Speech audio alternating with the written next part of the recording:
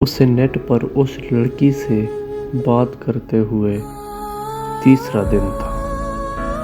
आज उसने तहैया कर रखा था कि वो उस लड़की को देखकर रहेगा। अपनी चिकनी चपड़ी बातों से लड़कियों को शीशे में उतारने का फन उसे खूब आता था, मगर ना जाने क्यों वो लड़की उसकी बातों में नहीं आ रही थी। जितना भी इसरार किया, उसका जवाब पक्की न था। उसका ताल्लुक उबास लड़कों के एक ऐसे गिरोह से था जो मासूम नादान लड़कियों को बहला फुसला कर उनकी तस्वीर वीडियोस बनाकर उनको ब्लैकमेल किया करते थे। आज वो दोस्तों से शर्त लगा कर आया था कि वो उस लड़की को पटा कर ही रहेगा। उसने एक प्लान बनाया। एक शैतानी मुस्कुराहट के साथ अपना नेट ऑन किया। उसने अपना वेबकैम सेट किया और लड़की को मैसेज किया और इंतज़ार करने लगा कि वो कब लड़की ऑनलाइन आएगी। कुछ देर बाद उस लड़की का मैसेज आया। कि जी फरमाइए, क्या ज़रूरी बात पूछनी थी आपने।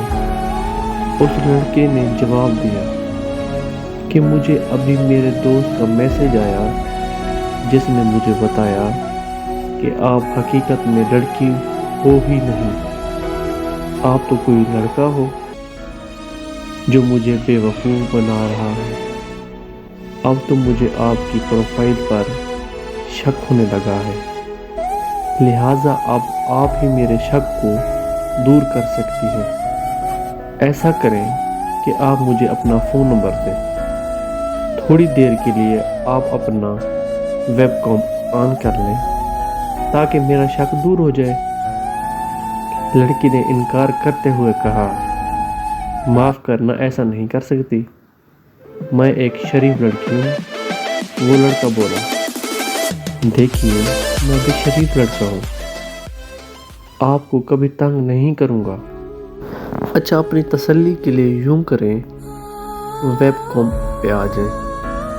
फिलहाल अपना चेहरा मत दिखाएं, अपनी आवाज़ ही सुना दें। वो बोली, चलो सोचती हूँ मैं। उसने वारीकारी पढ़ता देखकर कहा कि अब और क्या सोचना, आप एक अच्छी लड़की हो और आपके सख्त रवैये की वजह से आपकी कदर मेरे दिल में और भी बढ़ गई है। आपसे मैं हमेशा की दोस्ती चाहता हूँ और मैं आपको कभी मायूस नहीं करूँगा। और वो बोली, ठीक है, मैं सिर्फ थोड़ी देर के लिए अपना वेबकैम ऑन करूँगी। मैं अपना चेहरा नहीं दिखाऊँगी क्योंकि मेरे भाई ने सख्ती से मना किया हुआ है। मैं उनका भरोसा नहीं तोड़ सकती। सिर्फ आप मेरी आवाज़ सुन लेना ताकि आपका शक भी दूर हो जाए।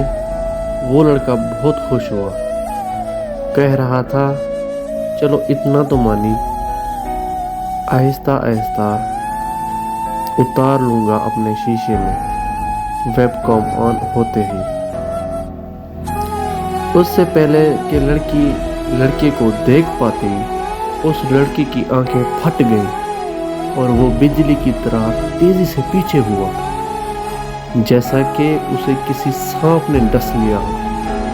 कुर्सी पर गिरकर बुरी तरह कांपने लगा।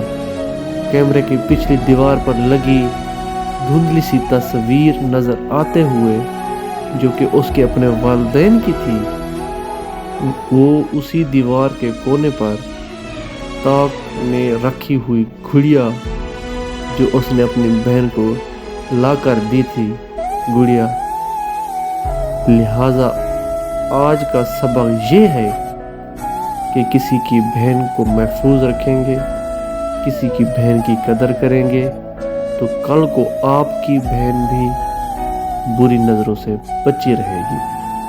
दुआ है अल्लाह पाक सब बहन बेटों के नसीब